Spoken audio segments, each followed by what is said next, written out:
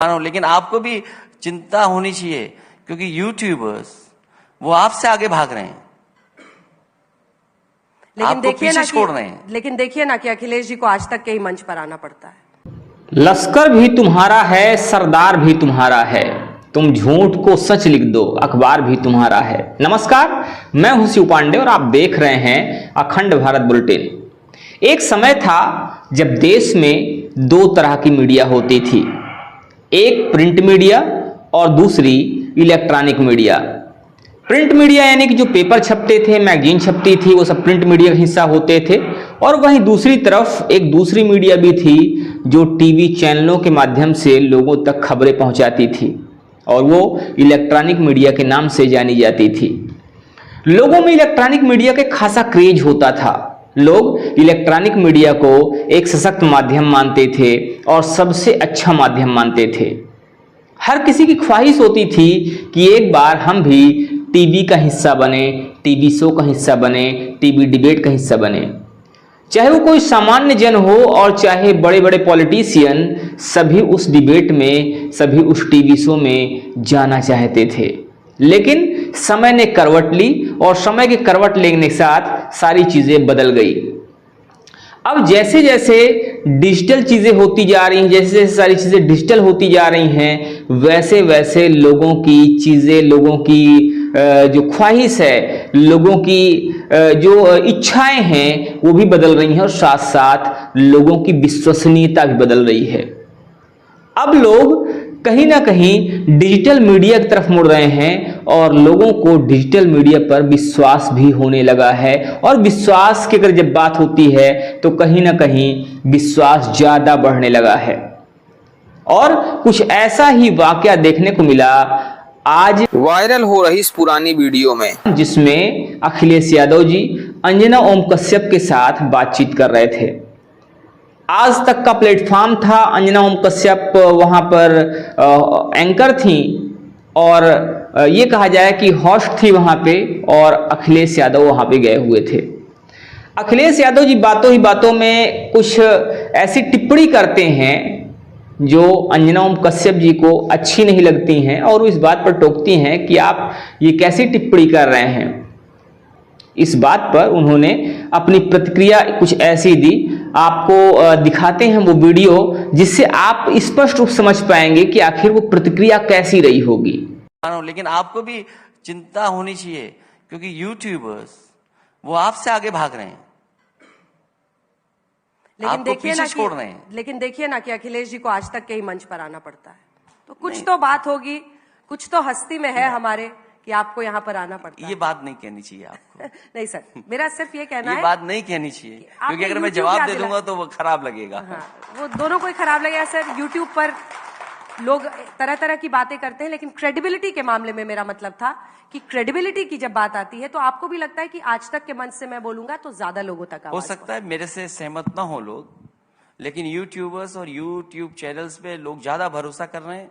वो सोचते हैं ज्यादा सच्ची और ईमानदारी के साथ खबरें हैं क्योंकि वो सब्सक्रिप्शन पे चलता है। लेकिन यहां पर तो पॉलिटिकल पार्टी या सरकार के डोनेशन पे भी चलते हैं चैनल्स। तो तमाम पार्टियां फिर उस तरह की बात करती हैं और डोनेशन देती हैं। वापस आते हैं सर मेन इशू पे जिस पर हम लोग चर्चा कर रहे थे।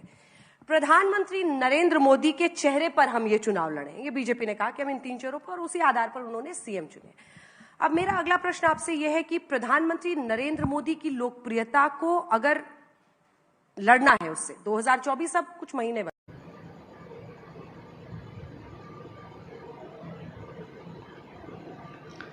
इसके बाद बातचीत का दौर जारी था। बातचीत चल रही थी और बातों ही बातों में अखिलेश यादव ने एक ऐसी बात कर दी जिसने एक हलचल पैदा कर दी है, जिसने मीडिया जगत में हलचल पैदा कर दी है।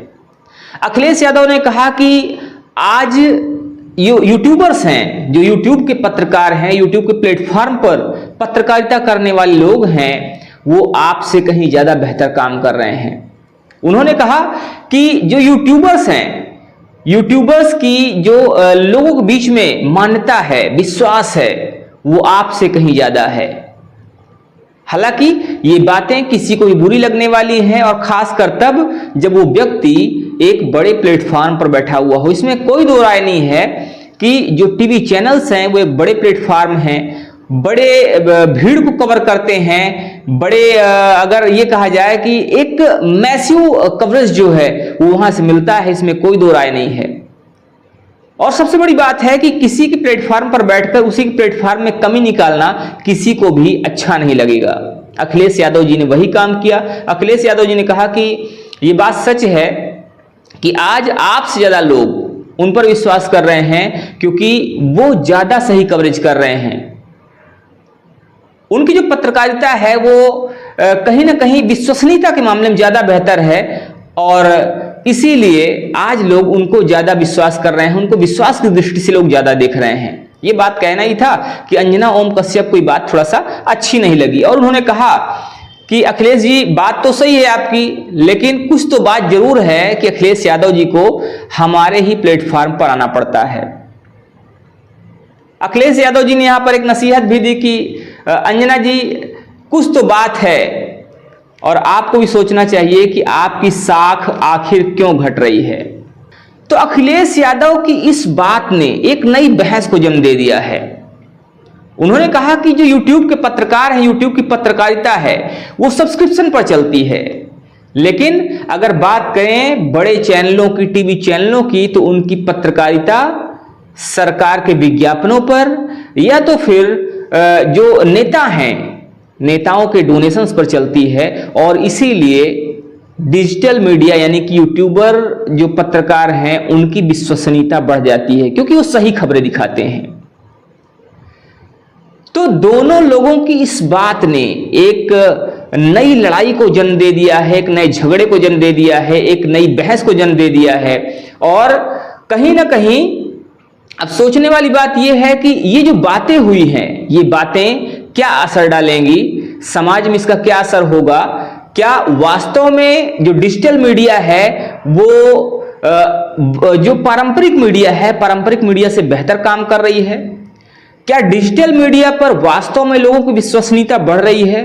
क्या वास्तव में डिजिटल मीडिया लोगों तक ज्यादा अच्छी तरह से पहुंच रही है? और सोचने वाली बात यह भी है कि क्या डिजिटल मीडिया वास्तव में लोगों की उस भावना को छू पा रही है, उस भावना तक पहुंच पा रही है जिस भावना के साथ लोग पत्रकारों से जुड़ना चाहते हैं, जिस भावना के साथ लोग पत्रकार जगत से अपनी बातें शेयर करना चाहते हैं?